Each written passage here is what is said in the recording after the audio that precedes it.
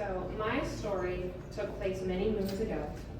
It was the turn of the century, circa 1999. I was just barely 13 years old.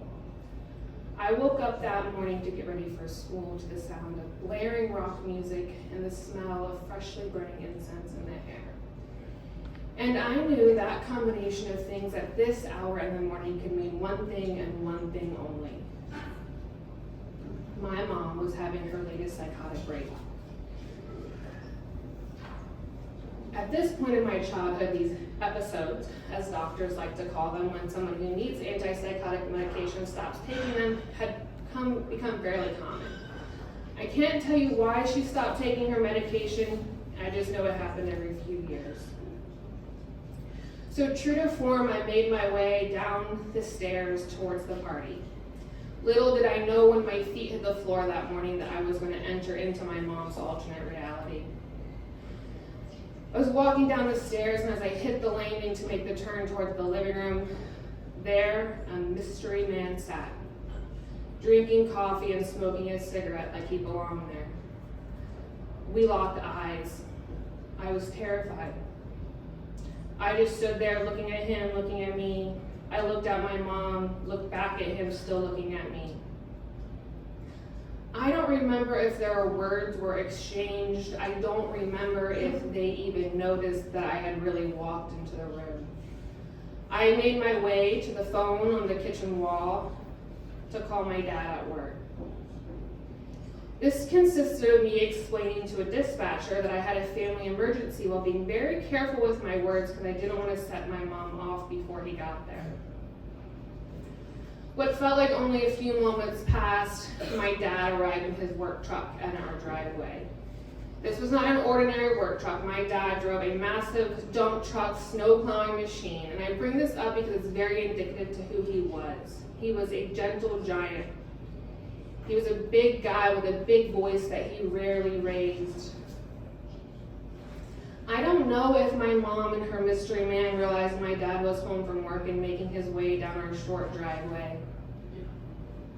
I do remember the sound that the garage door made when it was flung open with force, and taking a very deep breath in to prepare for impact. When my dad came through that kitchen door, my mom went into a fit of rage.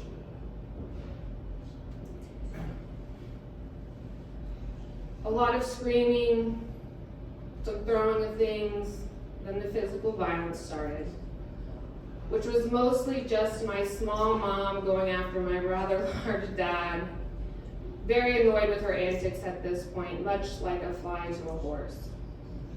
She came after me next. She was pissed that I had called him.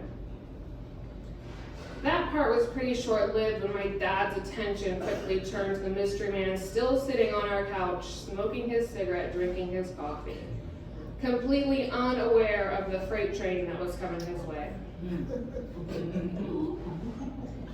I saw a side of my dad that day that I had never seen before, a side of my dad that I never saw again. It was one of those moments that I think people describe as just seeing red, because my dad went at him and physically picked him up by the shirt and jacket he had on and carried him out of our house. My mom, continuing with her antics, followed, so I did too. This is when things get a little bit blurry for me. I don't remember what I was thinking. I don't really remember what I was feeling. I don't remember if my sisters had woken up yet. I don't remember if I had shoes on in Ohio winter. I do remember that my dad split Mystery Man's head open with one blow down his forehead, and he knocked my mom on her ass in a defensive squat. I remember that when I saw the blood, I made my way back to that phone on the kitchen wall for the second time that morning and explained to a dispatcher that I had an emergency, but this time it was to 911. Again, what felt like just moments later, police arrived at our house and the fight was over. Seeing how I was the only witness to this altercation, I found myself sitting in the kitchen talking to a very nice, well-meaning police officer who wanted to know what had happened that day. So just much like I'm explaining to you, I walked him through the series of events. Right up until the point when he asked me if my dad had hit or pushed my mom the way that she had said. And without missing a beat, I looked right at that well-meaning police officer and I lied. I said, nope, he didn't touch her.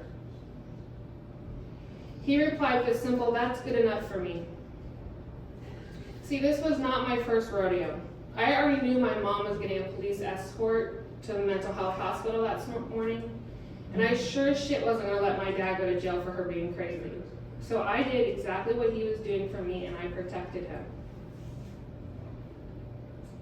So a little bit later on that morning, him and I were doing this weird ritual that we did where we were packing up her clothes and her personal items, her favorite snacks, doing this very kind thing for someone who had just tried to hurt us, just tried to send him to jail. And it wasn't until years later that I realized that my dad instilled in me that you can stand up for yourself, but you can still be kind.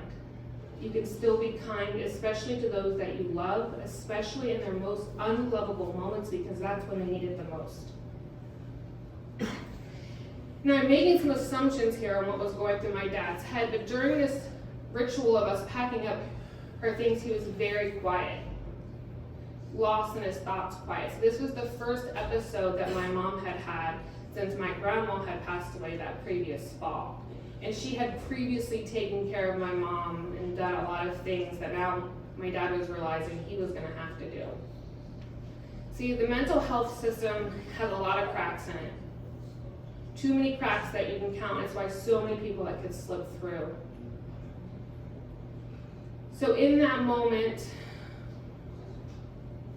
my dad pulled me aside and we had a conversation along the lines of he needed me to step in to be my mother's keeper from this point on.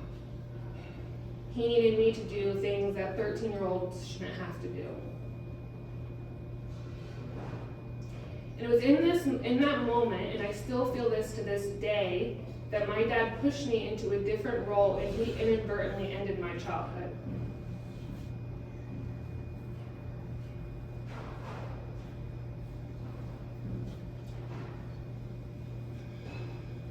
This story that I've shared with you guys tonight is just one story in a vast sea of my memory. But in this story, and none of these stories, am I a victim. I don't begrudge my parents. The opposite, I've forgiven them wholeheartedly.